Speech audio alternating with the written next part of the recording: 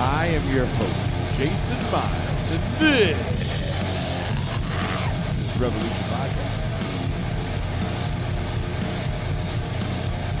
Thank you for joining me on another beautiful Friday. For most of you listening,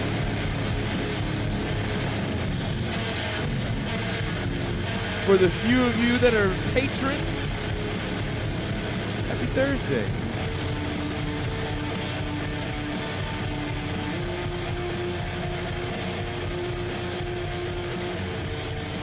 For the Friday people, I'm launching a sports show this week.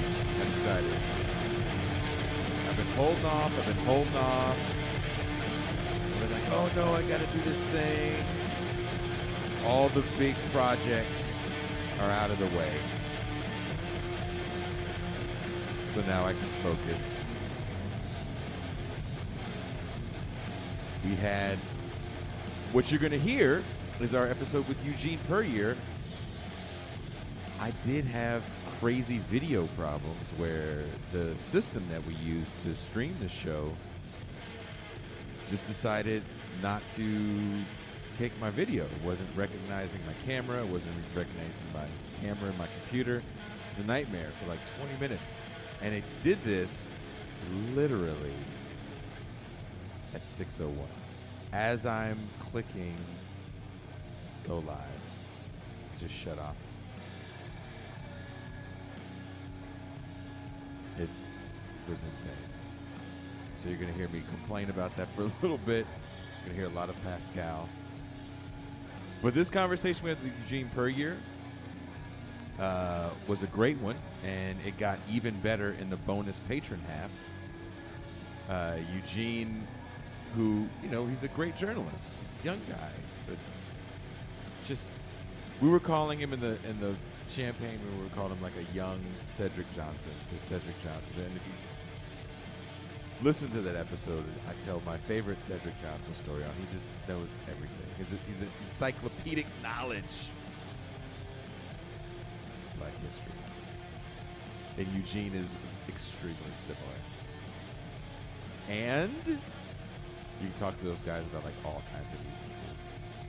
So we had a conversation talking about credence and sports and Kaepernick and black coaches and college football. So Eugene said he's down to come on the sports show. So we're going to do a sports show. Promise. If you want to know when this stuff goes live, the best way to do it, wherever you're listening to this show, subscribe. YouTube is the best way to see it live. YouTube.com/This is Revolution Podcast.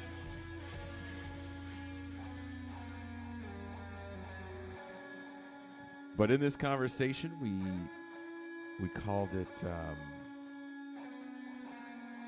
remember the exact title, but journalists that hold revolutionary political beliefs. And Eugene, self-proclaimed revolutionary socialist, does great reporting. And we asked him some questions about Haiti. Pascal and he definitely took a deep dive on Haiti. And then we took a deep dive on Ethiopia. Eugene actually was in Ethiopia doing some good journalism. So take a listen. Share it with your people. If you want to hear the bonus half, wherever you're listening to the show, there's links in the description of Patreon. Patreon.com/Bitter Lake Presents. And I am out.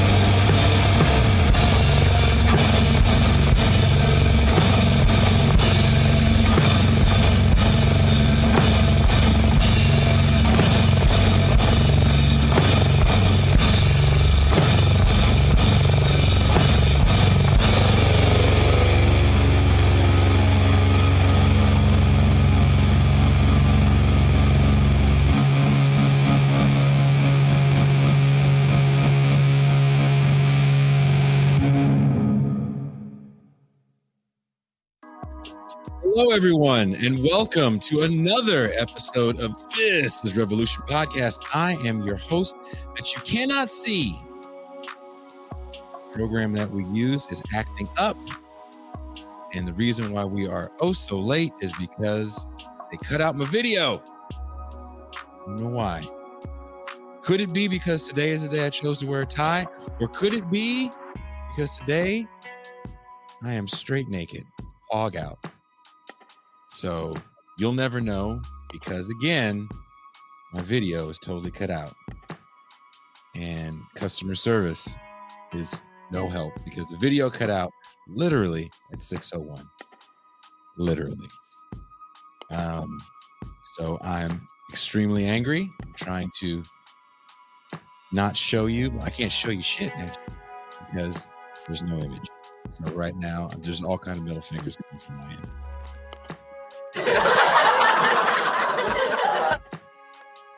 But with that being said, for all those new people watching the show that might have seen our interview with journalist, activist, scholar, Professor Chris Hedges on The Real News, please hit the like and subscribe. Really, as you saw from that interview, we always show up on screen. I think that this program that we use is a racial quota. And when they found out there was no white people, they decided to just take a black person. That's what I'm going with. Let me bring in my co-host, my homie, my dog. He is the man of the Mau Mau Hour. He is going to be seen on the screen. The Pascal Robert.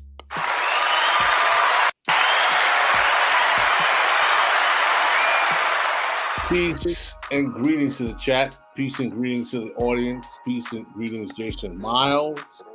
How are you, comrade? Really? I'm pissed off. Don't be mad. Be glad. Why?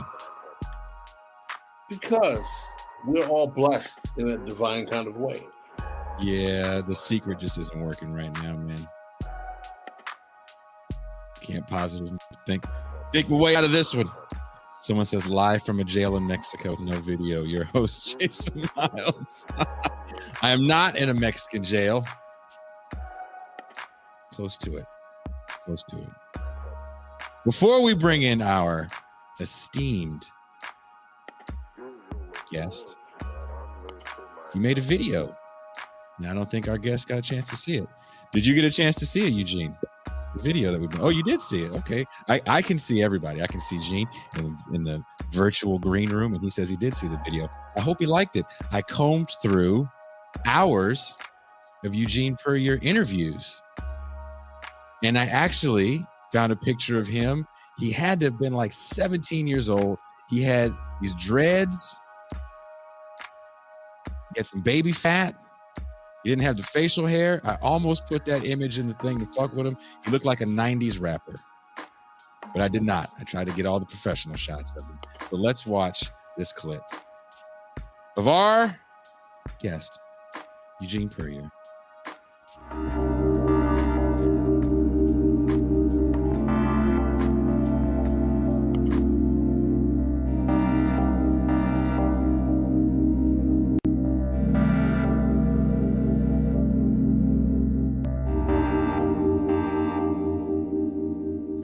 Other. I mean, it's why in the Democratic Republic of Congo, you could have one of the most devastating wars really in history happen in, just the past couple of decades, millions of people killed. And I don't know if that's almost ever been a front page story in the United States. I mean, it's always just a completely back page story that's just sort of a side note and a footnote because that's what we're told to think about Africa. And I think this is the case, and I think it is reductive. From Ethiopia to Haiti, international minefields have shown up extensively during the first year of the Biden administration. What does it mean to be a journalist with revolutionary politics, trying to get the facts straight while trying to keep your political integrity covering these stories? Is it possible to focus so much on the role of America that various regional power struggles can become obscured? How does a revolutionary journalist balance these things out? We'll ask these questions and more. This is Revolution.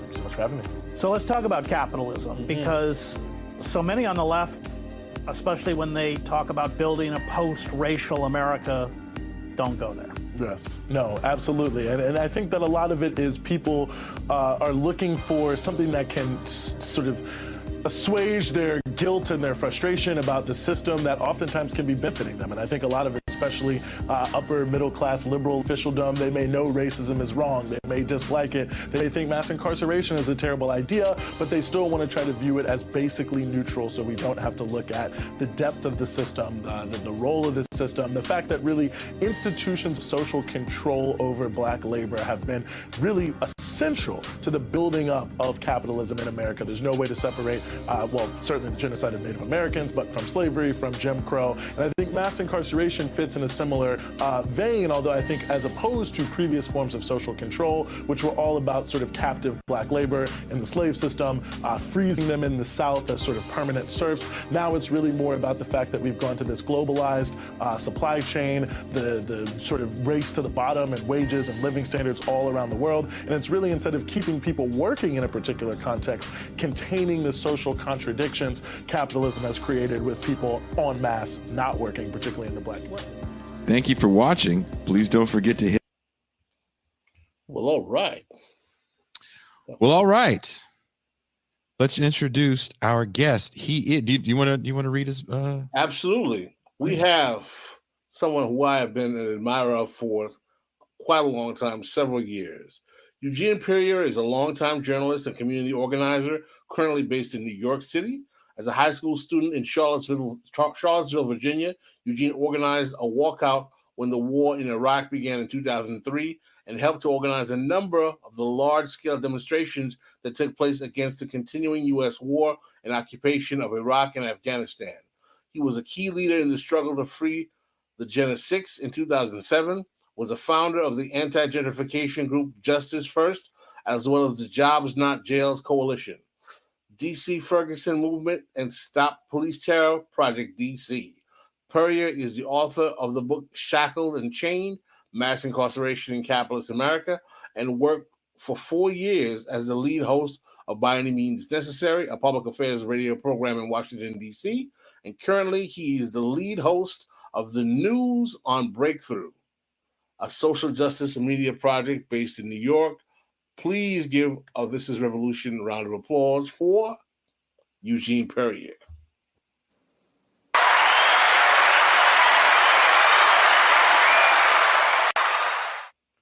Excellent, excellent. Eugene, I'm glad you are here, brother. I have been an admirer of your work for many, many years.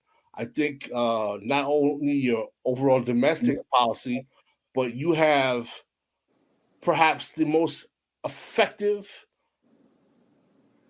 articulation of the condition of the African continent that I have ever seen anyone explain in any type of online media space thus far. We've had some really good guests about Africa. We've had Milton Ahmadi, we've had a couple of people, but your capacity to hone down to the detail of the history of the African continent, pre-colonial, post-colonial, revolutionary movements, to me, I'll be very frank, is awe-inspiring, brother. I really, really got to take my hat off to you. I appreciate the verve and passion of that you bring to radical politics, and I cannot, I can't convey to you how happy and honored we are to have you on the show, bro. Because I really, really, you're probably one of my favorite voices on the left. I know you might find that hard to believe, but it's absolutely true. Well, I really appreciate it. I'm super happy to be here. Shout out to Jackie Lukman for making the connect, and I'm looking forward to it. But appreciate you, and I appreciate everything. I would like to also add that a few years ago I was talking to Gloria LaRiva, and we were talking in Oakland, and I was like, I want to get that Eugene Puryear on our show, and she looked at me. She goes, "Oh, he is just wonderful, isn't he? He's so smart."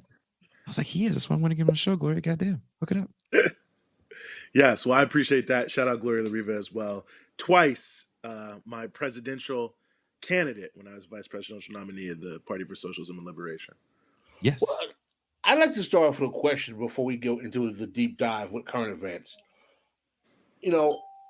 We've talked on our show about how Jason and I have come to our various trajectories in the left spaces. And I'm not going to bore you with the details of myself or Jason's because we can talk about that anytime. But I would really like to hear how a young brother from Charlottesville, Virginia, develops revolutionary left politics in the age of capitalist realism to the point where he's got better analysis than, frankly, some of our movement leftovers from the 60s on phenomenon that they thought they mastered back then. He's actually mastering better than they do right now. Yeah, I mean, it's I wonder the same thing myself sometimes. On the one hand, I think we can just blame the general rapaciousness of U.S. imperialism. I mean, I think after 9/11, the rise of the war in Afghanistan, the lead up to the war in Iraq, were moments that absolutely really just sort of rocked me out of my core in a way. I mean, growing up principally in the 90s and the post-Soviet era, the unipolar imperialism, I think I, like many people, was never expecting a return to that kind of, U.S. troops abroad, blah, blah, blah. But, I think to some degree the fix was probably already in. Both of my parents are very progressive people. My father's now passed now, but he did a lot of work in the civil rights movement, certainly had a radical countenance in many different ways. I mean, I always joke with people, I got to be maybe the only person, I guess, other than a handful of red diaper babies I know, raised in a household where like North Korea was always right when they were on the TVs. So, Palestine, all those things, I grew up hearing that as kind of just sort of second nature. And, my parents always used to sort of instill in me, if you see something wrong, you better do something about it. The Iraq War just happened to come along, and becoming an organizer in that world or whatever, then having and meeting people who were talking about the connections between the war and imperialism and capitalism and mass incarceration, and hearing for the first time, or maybe getting a flyer, I don't know, about political prisoners in this country, millions from Mamiya in 1999, which to a lot of people probably is like, what is that? That had a huge impact on me. And I think people sometimes forget, the huge wave that came from 95 to 99 to free Mamiya in this country, and learning about some of that history as well and bringing it in. All of that sort of combined together to give me not only a desire to organize, to fight back against the system, but also to start to look more deeply into the various elements of it. And yeah, that's the short version of it. So your parents were movement people in the 60s period? Yeah, I mean, my mom probably comes more out of the labor movement in her political formation. But yeah, my father was the founder of the Nonpartisan Voters League in 1960 in Tuskegee, Alabama, which was the sort of the mass movement of mainly rural sharecropping individuals who were coming together to fight for the right to vote there in Macon County, Alabama. And so, subsequently did work with Dr. King. Of course, many of his students at Tuskegee were members of SNCC. He also worked with Malcolm X a little bit there towards the end of his life, especially in late 64, 65. And, subsequently, was someone who his father had been a part of the sort of Popular Front, radical, communist-linked movement. So my dad also grew up in sort of a left-wing milieu. So yeah, definitely it was kind of trickle down ideology to some degree. I mean, I would say I would give my parents a lot of credit for not being the type of people who sort of push their politics on their kids and say, this is what you must believe. But just like the conversation around the house, the stuff you're surrounded by, all of that, even really my extended family, most people are relatively progressive. The things that you heard and that you hear, I think laid a strong foundation that when I started looking more into various elements of, both the political left, but just generally what was going on in the world, there were little seeds that had already been planted that, I don't know, maybe had it not happened the way it did with the Bush administration and what they did, would it have turned out the same way? I don't know. But that certainly, watered those seeds and brought that to a higher level. Well, shout out to your parents, shout out to your grandparents, and shout out to your 3 generations of movement dedication of trying to make this country a humane place. We should honor that lineage, honor your family, because they produced a very, very important and impressive young man. And rest, and condolences to your death to your father. And he sounds like he was an amazing, amazing individual. And even though my parents are from Haiti, from Haiti, I can empathize with the. I wouldn't say I was a red diaper baby, but I was a red diaper nephew. And I have 2 uncles who studied in the Soviet Union in the late 60s, early 70s.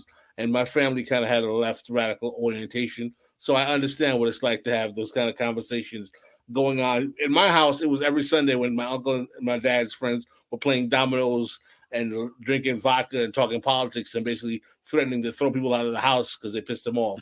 It's a very Asian man thing to do. But the larger point is that I have some degree of empathy with you there, but that makes me even more impressed with the trajectory you've travailed, because I've known lots of red diaper babies, Panther Cubs, who did not maintain the tradition of their family at all and had horrible regrets to politics. But it seems to me that you simply improved on the politics of that past. So I don't want to make it seem like I'm taking this whole time up just trying to basically tell you how impressed I am with you. We'll get to some hard questions, but no, I'm very, very glad that you're here, Eugene, and hopefully we'll make the best of it. So on the international front, we're gonna go to my ancestral homeland, which you visited recently, and I'm going to defer to your experience. I know quite a bit about Haitian politics and history. I'm sure you know quite a bit too. But I'd like to hear about what was the first time you went to Haiti, and tell me how did you feel going there? And second of all, what do you think the world in general or the American media gets wrong about the way Haiti is depicted, or Haiti in general? I'd like to hear your opinions. Mm-hmm. Yeah, well, this was actually the first time I'd been to Haiti. I've been working on Haiti solidarity issues since about 2004, but this was my first opportunity to get down to the island. And, we felt we had to go at the time.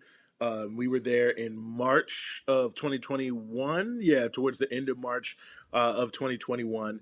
And of course, going back really till 2018, there was this cycle of protests. But, from February 7th onward, where the mandate of Jovenel had been removed, this huge protest movement is sweeping the island. It was clear to us, we were seeing what was going on there, but it obviously was not being revealed in any way, shape, or form in the mainstream media. And I'll swing back around to that.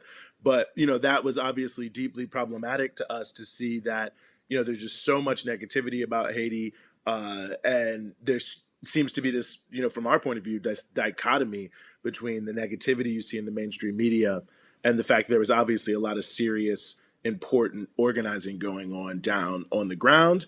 And, knowing what I've known working in Haiti Solidarity for some time, I was 100% clear that, there was going to be a lot of anti-imperialist sentiment and that people were going to have, it was a good story to tell, not just from the point of view of what's going on in Haiti, but that people were going to have the political consciousness and the desire, I think, to want to speak to people in this country about the complicity of U.S. imperialism and their need to act. And I found that to be true. So, we were there for the Constitution Day protest.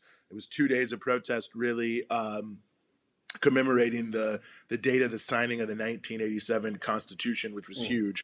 We were there for 8 days around there. We were in Port-au-Prince, but we also were able to get out into the countryside and Artibonite and places like that. So we were able to see at least some of the struggle in the rural areas as well as there in the capital. So yeah, it was amazing on so many different fronts. And I think to me the thing that really the mainstream media gets the most incorrect about Haiti is the people of Haiti are really treated only as objects and not as subjects. It's like the poor people of Haiti and this terrible country with all these bad things going on, blah, blah, blah, as if it's just, written in stone that things in Haiti have to be terrible at all times and that people are just sort of grinning and bearing it or leaving the island. And obviously there are a lot of challenges in Haiti, but what becomes clear right away is that there And there are many contradictions in the political and the popular movement in Haiti, as you know very well, I'm sure, Pascal. But nevertheless, it's not as if people are not out there fighting and organizing and trying to change their reality, which is why, the constant refrain we heard the whole time we were there from every sector of people we were meeting with, and when it was sort of, what is your message to people in the United States, it was tell them to do something about imperialism, because the role of U.S. imperialism, Canada, the EU, the core group countries in maintaining Jovenel at that time, but I think historically the Haitian elites in a position of having the monopoly of force, having the access to the international institutions and so on and so forth to use as levers of power, that in and of itself, it's not an accident that Haiti is in the situation that it's in, and that functionally, this support for these sorts of regimes over the years in Haiti are making it this way. And the ongoing interference and role of imperialism is suppressing, repressing, and dispersing the popular movements to the best of its ability, at least, to try to keep a hold on the country. And you just never really get a sense of that subjectivity of the Haitian people, and that people are fighting to take their lives into their own hands and change their own social reality, and are being prevented from doing so by imperialism. So that to me is big. Well, as you probably know and figured out, largely the problem with that reason that happens is that the narrative of Haiti often comes from the petite bourgeois class of Haitians, not only in Haiti, but in the diaspora. And unfortunately, and I say this as someone who comes from the petite bourgeois class on both sides of my family, is that those people are generally only sympathetic to what's going on with the country from their vantage point, but they are not very transparent about how their politics helps contribute to the situation and the misery in the country. What did you see as far as certain class issues in Haiti, Eugene? Yeah, well, the class divide in Haiti is extremely stark. I mean, that is something that you see just right off the bat when you're there. I mean, the level of income inequality is and not only just the level of income inequality, but the just intense neoliberalism of the country, and like the total lack of any real public services of any sort. So you'll be like driving down a road that is horribly maintained. In Port-au-Prince, I'm saying here now, horribly maintained road, all sorts of things going on. Obviously not a lot there. The street lights don't work. There's no traffic lights. And you come around the bend and then there's like a Porsche dealership. And you're just like, oh, okay. You'll be driving down a main avenue and it'll be, a number of just, stores for average everyday working people. And then behind some giant, massive wall with barbed wire, you have like these, Walmart style stores selling everything. And there's a whole separate existence that exists there too. Like obviously, one thing I thought was notable about Port-au-Prince, and it speaks again to like just the venality of the Haitian elites, is a lot of things are connected to power, but there is no real regularized electricity because the production of power is so terrible. So you can just see like the generator life and culture, which is not unique to Haiti. I mean, that's true in a lot of developing nations, but you can just see how people have constructed these little bubbles, whether we're talking about neighborhoods, whether we're talking about, having solar panels and generators. And obviously to have a generator, you have to have fuel, so you have to have money, and to install solar panels and batteries, at least of any note, you have to be able to do a little something, financially, that people are driving in Porsches. I mean, you see all these different sort of elements just in the everyday reality that shows the real stark differences. And I think Haiti is a country too where it really is almost like two poles in terms of the huge number. I mean, the vast majority of people are poor, working, struggling people.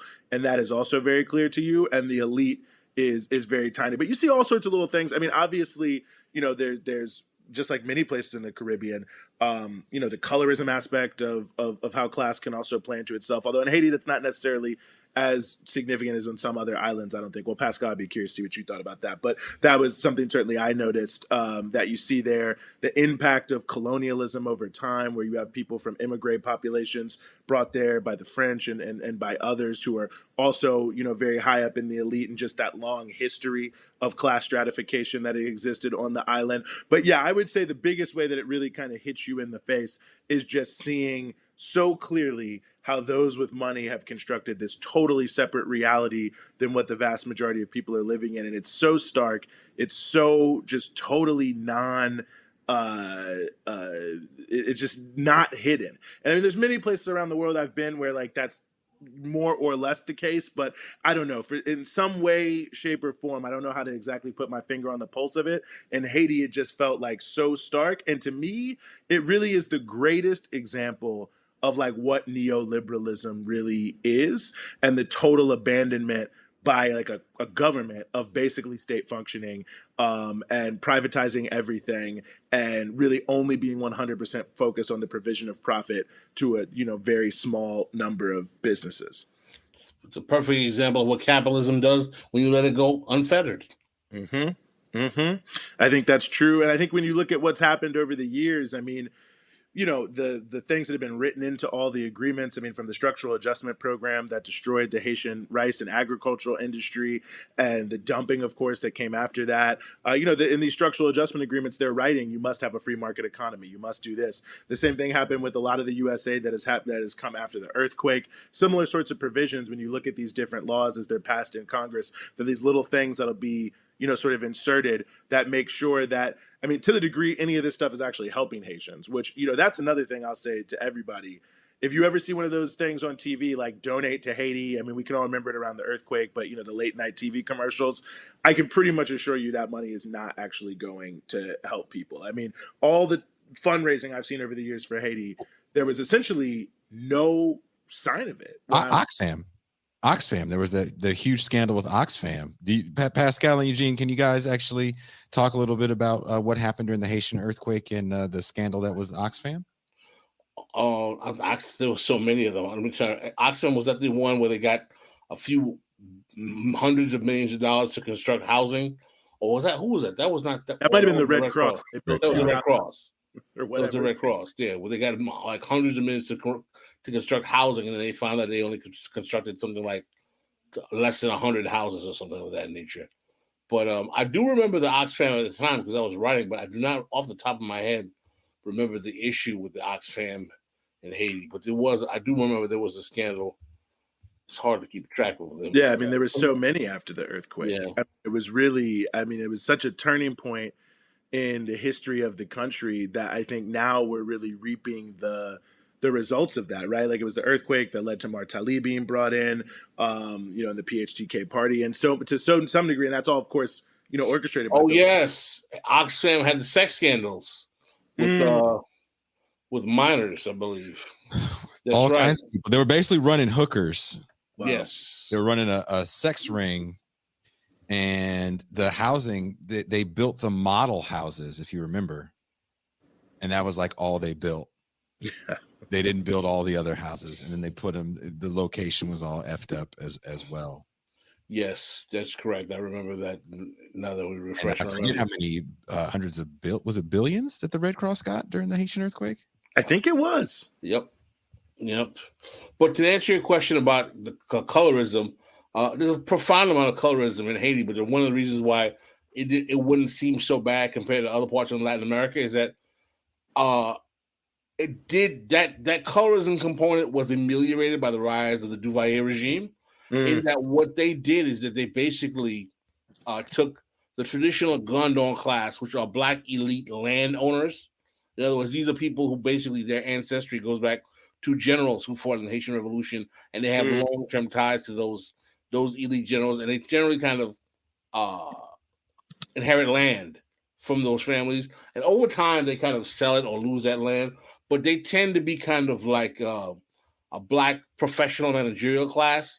And what Duvalier did is that it started with Estime, which was the president before Paul Magua, who was actually taken out in the coup. Estime was president between 1946 and 1950. And he really basically started a policy of massive incorporation of Black people into government officialdom, who generally had been denied that by the light-skinned kind of mulatto elite, which we call it mulat, which will be like the mestize, or the mixed race people, and people or descendants of those mixed race people. And he started to really let Black elites into the political operational system of the state. And that continued a bit into Paul Magua, but it really continued with Duvalier.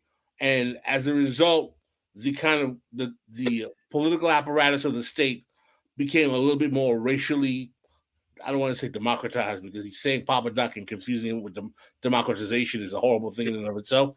But basically, it was more racially inclusive. So as a result, you will find that the class makeup of the Haitian upper middle class is a little browner. But when it comes to the actual oligarchy, those who own the means of production, not only are they lighter, they're not even basically Haitian. They basically descend from Syrian, Lebanese, or Arab ancestry that comes from the late 19th, early 20th century. Yeah, I mean, it really. Go ahead, please. No. Go ahead. Finish your thought. Oh no. I was just gonna say very interesting history, and I think very notable. But yeah, it's stark. I mean, the stratification is real.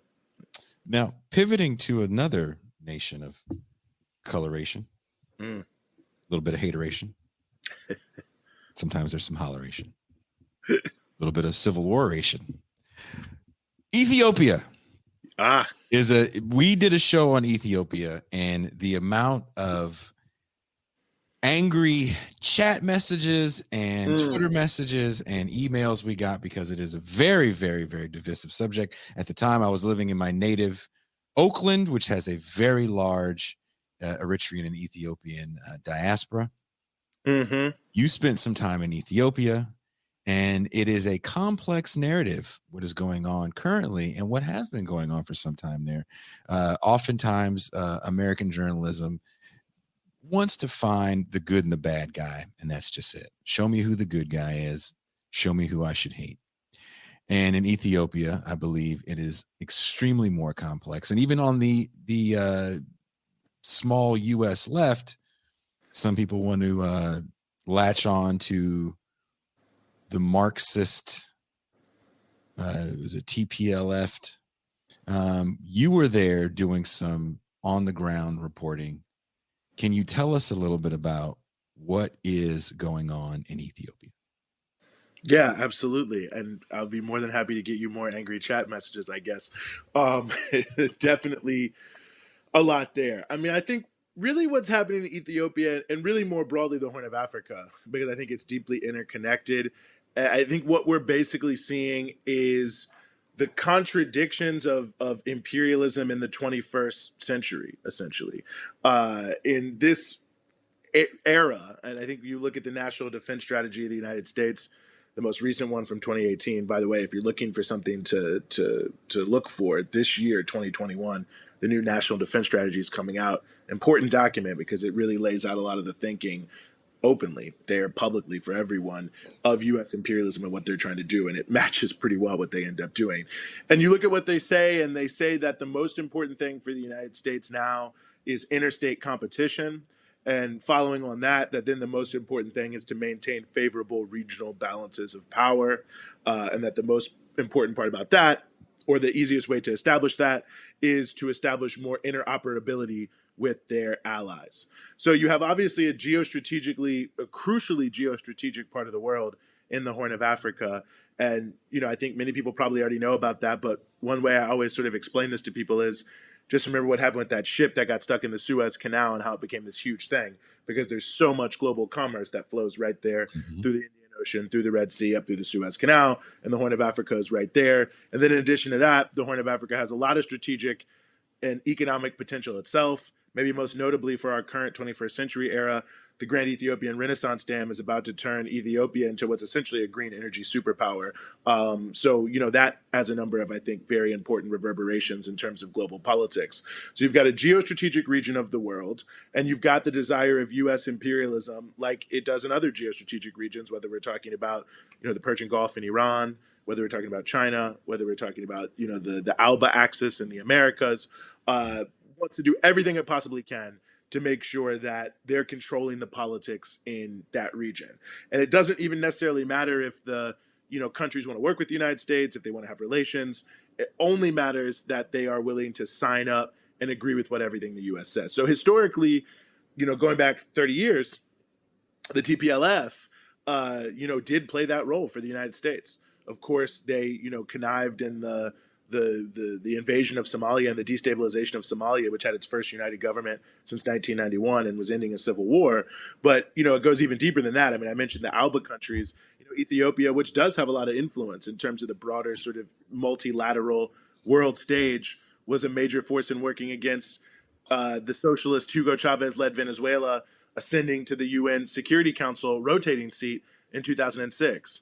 Even though the TPLF used to always, act like they weren't dealing with AFRICOM, you can see it in WikiLeaks. They were heavily encouraging the U.S. to improve its footprint vis-a-vis AFRICOM. Does that help their GDP growth? Because didn't they have the highest GDP growth of any African country for a while? They did. And yes, it absolutely did. Ethiopia got all the things that other U.S. satrapies get, that it doesn't really matter, what kind of, it doesn't really matter what you're doing. If you sign up to U.S. imperialism, you get preferential access to U.S. markets, which is huge, especially for, countries that are primary commodity producers. You get aid loans, you get weapons. You get all these things that help you improve your economic situation. There's actually one WikiLeaks cable where a U.S. ambassador is talking to a high-level Ethiopian official. I think it was, at that time, Prime Minister Meles Zenawi. And at the same time, he's saying we're going to sanction Eritrea and claiming it's because, they had bad behavior. The same cable, he's telling Zenawi, well, don't worry about the human rights rules that are put around U.S. weapons, specifically Black Hawk helicopters. There's a way you can get around that, essentially, so that it's, whatever you do, kill whoever you want, jail whoever you want, invade whatever countries you want. There will be no consequences, and you'll still be able to stand. So it was definitely sort of a Faustian bargain there, but the TPLF was that. The TPLF was gone, and I think there are many things that can be said about Abiy Ahmed, but he wasn't that. And primarily, you had two main issues. You had one, what I mentioned, the Grand Ethiopian Renaissance Dam, which is this huge dam in Ethiopia. I believe it's going to be the 7th largest hydropower project on Earth. It has the ability, go ahead. No, I said Jesus. Yeah, huge. So it has the ability really to drive development in Ethiopia, Eritrea, Somalia, Sudan, South Sudan, and perhaps even further afield, Uganda, Kenya, Chad. And of course, it's 100% clean energy. And I think there's a lot of problems with that. One problem being that Egypt does not want to see that under any circumstances. It's not that Ethiopia was even really threatening Egypt, but I think for Egypt, just the fact that Ethiopia could potentially manipulate the waters of the Nile against them is unacceptable. When you look at basically what you have happening in Egypt is also happening in Sudan. As climate change drives desertification, more and more people are moving to the Nile. You've got, more people in smaller areas, less arable land, more people going to these mega cities. And part of the reason the Arab Spring happened, quite frankly, is the inability of the country to produce enough food for people, the failure of different crops, and all these different pieces. And I think Egypt looks at that and says, well, we can't give Ethiopia the ability to potentially, manipulate our politics. Now, whether Ethiopia was ever going to do that, I think is dubious. But either way, that was a big issue because Egypt. Go ahead, Pascal. I want to interject there because I've actually seen reports to the effect that at various times over the Grand Renaissance Dam project machinations, that Egypt supported the TPLF, gave weapons to the TPLF, because the TPLF was willing to act as a bit of a bulwark against the Ethiopian aspiration of facilitating that project. And the Egyptians were more than willing to facilitate that.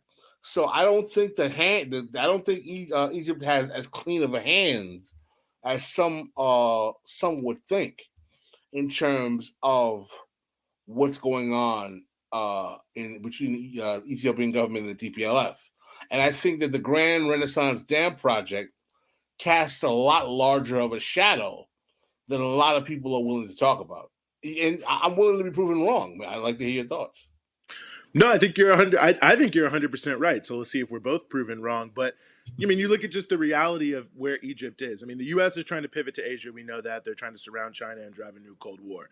Part of that, and this started in the Obama administration, is to try to create some form of strategic withdrawal to a degree from the Middle East in terms of actual troops, which means the security architecture they've set up, this, so-called Abraham Accords normalization of Israel nonsense that sadly Sudan, this coup government has signed up to. And of course, the role of Egypt as a security guarantor for Israel. So just take that alone, forget every other factor. this is obviously a huge issue for the United States. If one of your main allies that you're sort of depending on to help keep control of one of your most important geostrategic regions, and remember, they're saying one of the most important things is to maintain favorable regional balances of power, then just right there, I could see how the U.S. would say, well, look, if we got to lose somebody, it's Ethiopia, not Egypt. But I do think that there's more than that, because I think it really goes to the heart of the Horn, and that is the Eritrea Ethiopia peace deal. Now, I mean, I think you can sort of infer this from public source information, but I do know from our trip there in Ethiopia, I was told this by a cabinet minister, that in negotiations with the U.S. government, that they were saying directly, like, we do have an issue with the peace deal you have with Eritrea, which obviously is historic for the region. It's a part of a broader move that, has been pushed for more unity around the Horn of Africa, for those countries to sort of use their collective economic capacities to try to improve and drive their economies in a much more significant way and drive development. And don't forget, Eritrea will not participate in AFRICOM. Eritrea won't participate in AFRICOM. They stood up to the United States when it came to the destabilization of Somalia, which was when the most heaviest sanctions were put against them. They refused to participate in the U.S. attempts to blockade and isolate Iran. They were sanctioned for trading with North Korea. They were reaching out to countries like Cuba and Venezuela, and the U.S. is openly saying this in the diplomatic cables, and it was becoming deeply problematic because they were refusing to sign on to the ideological dictates of imperialism. And there's longer conversations I'm sure people want to have about what's happening in Eritrea and important things to say about all of that. But I mean, the fact of the matter is clear. The record is clear, that their own record of opposition to the U.S. on crucial geopolitical issues means they're not trusted. The U.S. wants to isolate them, has gone out of its way for multiple decades to try to get other countries to sanction them, to stop giving them money, all these things. And now all of a sudden you've got Ethiopia, 110 million people, potential economic powerhouse with clean energy. You've got Somalia that's got other tens of millions of people all saying, well, let's come together more on a larger basis. Let's cooperate, which is logical. You're in the same region. There's a lot of interrelated possibilities there economically, and let's try to let a rising tide lift all boats. And I think that ultimately that's very dangerous for the United States, because it means in a key geostrategic region, you could have a more powerful entity, both the individual countries and their combined power, that you can't really count on at any given moment, when you really need to be able to count on people in this broader region as you start to focus on many other factors. And, there's more that can be said, but I think those two things, the dam and the peace deal and the idea of greater unity of the Horn of Africa, I think is what's really driving this conflict and what we're seeing. So do you two, this is a question to the panel, do you see the U.S. involved in destabilizing that peace deal? Yes, I think that a huge reason why the U.S. was willing to support the TPLF. I don't know if they, I don't know what level of support they've given. Nothing would surprise me. I don't know if it is strictly rhetorical. If it's more than that, nothing would surprise me. But I do think that what are they looking to gain from backing a conflict whose only goal is to put the TPLF in a position to influence the policy of Ethiopia? It seems to me the biggest change and the biggest thing that would be different would be the attitude towards Eritrea. And I think that is playing a major role in why the U.S. has been backing this regime change attempt. I wanted to address something you mentioned briefly, and I'm glad you mentioned it. You mentioned the coup in Sudan of Bashir's administration. I'd like to hear your thoughts for the motivation of the coup. Who do you think was really behind it? And I'm going to give you my opinion, and I'd like you to prove me wrong because you may have better information. I think Bashir was taken out because he was starting to make or receive entreaties from the Russians, as well as weapons, and the capacity of his administration, which had been a long. I'm not a fan of Bashir. He was an abusive dictator. He was not a nice guy, though he had done some pretty decent things educationally in terms of Sudan. The problem with Darfur was problematic. They've been trying to, for those who don't know about Sudan, as Eugene probably knows even better than I do, Sudan has the capacity with its arid land to literally feed the globe 5 times over in terms of its arable land. Okay. It's very, very, very high in quality topsoil. And one of the things about Sudan, it's probably per capita one of the most highly educated per capita countries in East Africa, in that area. And not only that, they kind of had a very kind of devout, I wouldn't say it was an Islamist government, but they have a strong kind of Islamic emphasis in their political operating structure. So destabilizing Sudan has a whole variety of historical machinations.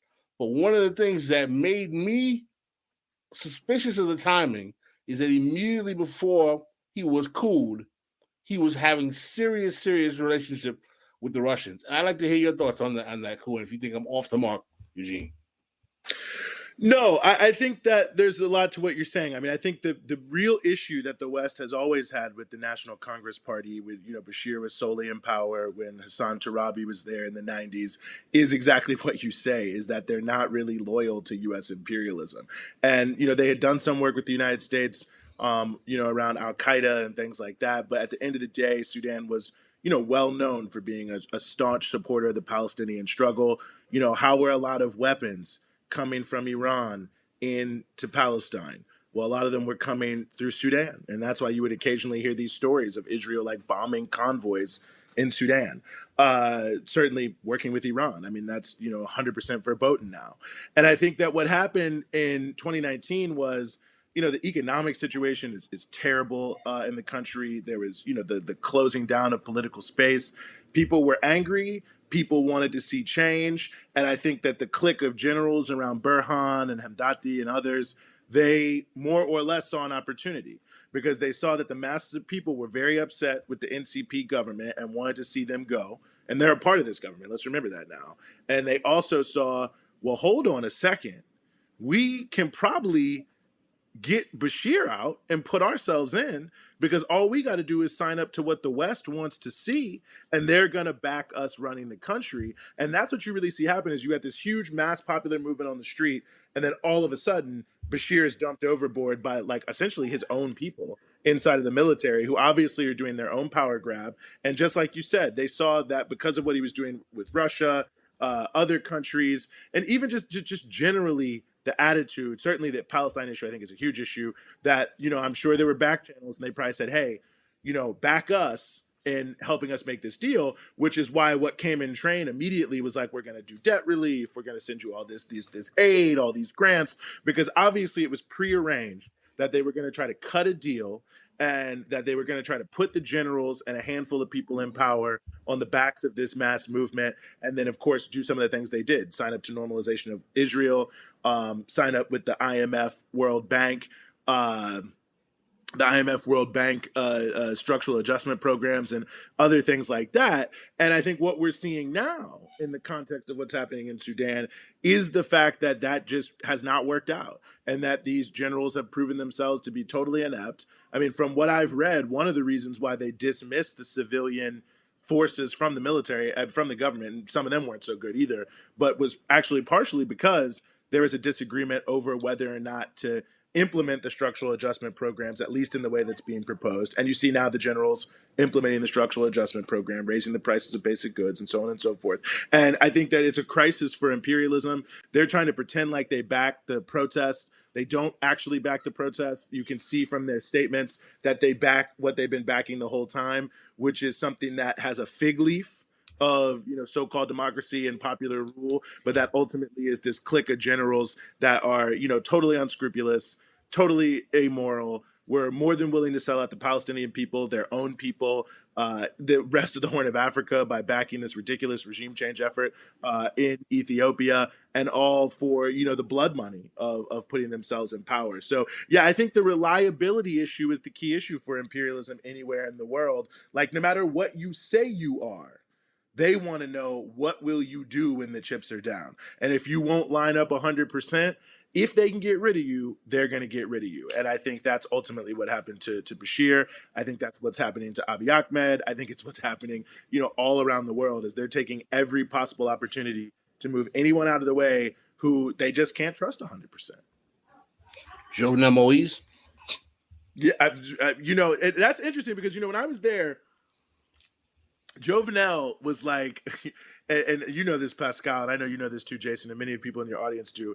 I mean, he was so pro-oligarch and was pushing all these just ridiculous policies of just selling the country. But he started giving these like speeches talking about how we're going to get rid of the oligarchs. It's the oligarchs who are backing the protests, which was laughable. But, they're all coming after me. But now to see how it's coming out, that it looks like he was trying to make a pretty big power play, Jovenel, and that he was trying to take out a good chunk of the rest of the elite under this drug dealing piece to solidify his own power base. And he got taken out because of it. And I think it's not because he was trying to do anything good for the people of Haiti, but I think he stepped out of line in terms of what was supposed to be happening there. I think he stepped out of line in terms of, the whole Haitian elite is controlled by the West. And so you can't just make a decision on your own to take out a bunch of people. Even if you're trying to give them to U.S. courts on drug trafficking, if that's not approved, well, you can't do that. And you look at the fact that Ariel Henry only ends up there because the U.S. puts the pressure.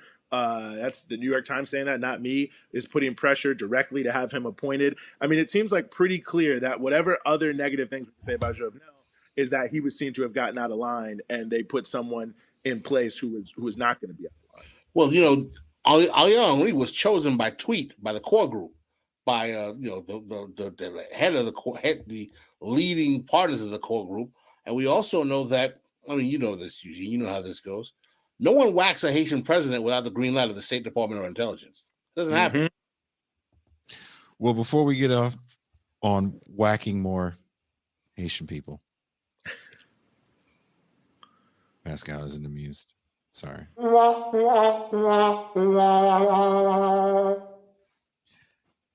It's about that time. Eugene, can we steal you for at least another 25, 30 minutes? Would that be a problem? Yeah, definitely. No problem at all. We have our bonus after hours champagne room. We will send you a link to that where it's behind a paywall. So we curse a little bit more and talk a tad bit more shit. Okay. Pascal, I'm ready. Are you about ready for that, Pascal? I'm ready for the champagne room. I've got my comfortable chair, ready to rock and roll. You do have a comfortable chair. I watched the interview we did with Chris Hedges, and you were not very comfortable in the chair. And now you look like Al Bundy, and I'm sure no one can see your hand. I ain't never looking like no a Al handful Bundy. of junk, whole hog. So thank you guys for watching. If you haven't watched it already, our interview is up with Chris Hedges on the Real News Network. It is the latest in a series of interviews that we were brought on to do for the Real News. Our first interview was with Adolph Reed. That is a very good one. And our latest one is with Chris Hedges. I will be cutting clips of that this weekend, putting those up. And we do not know yet who the third person is. But Pascal, I did send the email you wanted for said third person. Maybe we'll talk to Eugene. I feel like he knows the third person we were trying to interview for the Real. I have a good feeling you know this person. I don't want to say exactly who it is. But if you guys have any ideas of who you'd like us to interview for the Real News, this is our wish list because they have something Pascal and I don't have, and that's a budget. And that's also media credentials. So all those things make a huge difference when you want to get your email returned. So on that note, Eugene, thank you so much for taking some time to talk to us on the main show. We're going to send you that link to the bonus after hours so we can jump right in. The link's already up for the patrons. If you're not a patron, it's patreon.com/Bitter Lake Presents. And we are out.